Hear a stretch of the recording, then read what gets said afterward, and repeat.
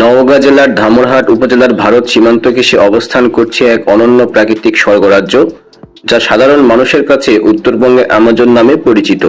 অনেকে নামগত সাদৃশ্যের কারণে একে ভুলবশত বগুড়ার আলতাদিঘি উপজেলার অংশ মনে করলেও এই আলতাদিঘি জাতীয় উদ্যানটি সম্পূর্ণভাবে নওগাঁ জেলার ভৌগোলিক সীমানায় অবস্থিত।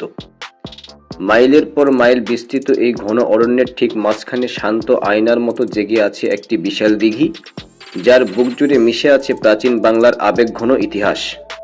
এই দিঘিটির খনন এবং নামকরণের ইতিহাস জানতে আমাদের ফিরে যেতে হবে আনুমানিক 1400 খ্রিস্টাব্দে, যখন এই বরেন্দ্র অঞ্চল শাসন করতেন রাজা বিশ্বনাথ জগদ্দল।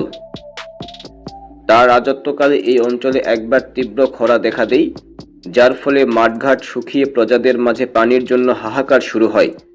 প্রজাদের এই চরম কষ্ট দেখে ব্যথিত হয়ে রানী রাজার কাছে একটি দিঘি খননের অনুরোধ জানান।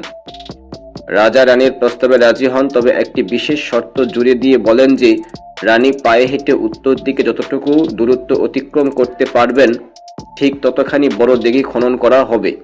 তবে শর্ত ছিল, হাঁটতে হাঁটতে রানীর পা ফেটে যতক্ষণ না রক্ত বের হবে তিনি থামতে পারবেন না।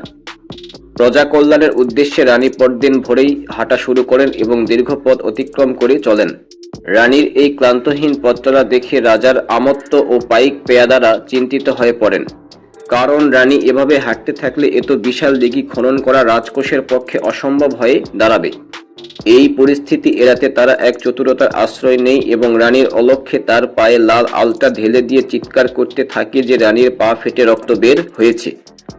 রানী চরণের সেই লাল রং দেখে বিভ্রান্ত হন এবং শর্ত অনুযায়ী সেখানেই থেমে যান। পরবর্তীতে রানীর অতিক্রান্ত সেই পথটুকুই দিঘি হিসেবে খনন করা হয় এবং তার পায়ের সেই আলতার স্মৃতি থেকে এর নাম করা হয় আলতা দিঘি। কালের পরিক্রমায় এই ঐতিহাসিক দিঘিটি ঘিরেই গড়ে ওঠে এক বিশাল প্রাকৃতিক বনভূমি, যার পরিবেশ ও জীববৈচিত্র্য রক্ষা করতে 2011 সালের 24 ডিসেম্বর সরকার একে আলতাদিঘি জাতীয় উদ্যান হিসেবে ঘোষণা করে।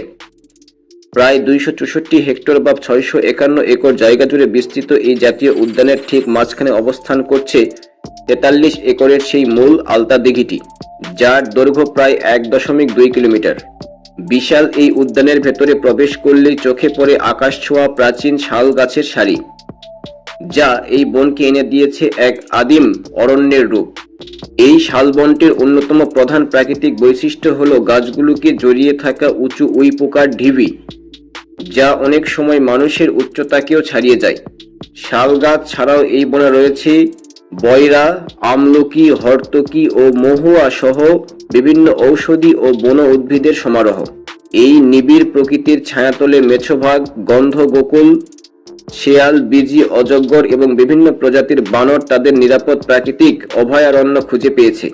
বন্যপ্রাণীর পাশাপাশি বনটি হরেক রকমের দেশীয় পাখির কলকাকলিতে সবসময় মুখর থাকে এবং শীতকাল এলে এই দিঘির জল ছেয়ে যায় সুদূর সাইবেরিয়া থেকে আসা হাজার হাজার অতিথি পাখিতে। প্রকৃতির এই নান্দনিক রূপের পাশাপাশি উদ্যানটি আদিবাসী সংস্কৃতির একটি অনন্য কেন্দ্র, কারণ এই বনের কোল ঘেঁষেই গড়ে উঠেছে প্রাচীন সাঁওতাল সম্প্রদায়ের বসতি। বনের মেঠো পথ ধরে হাঁটার সময় তাদের মাটির তৈরি নিপুণ ঘরবাড়ি আর সরল জীবনযাত্রা দর্শনার্থীদের মুগ্ধ করে।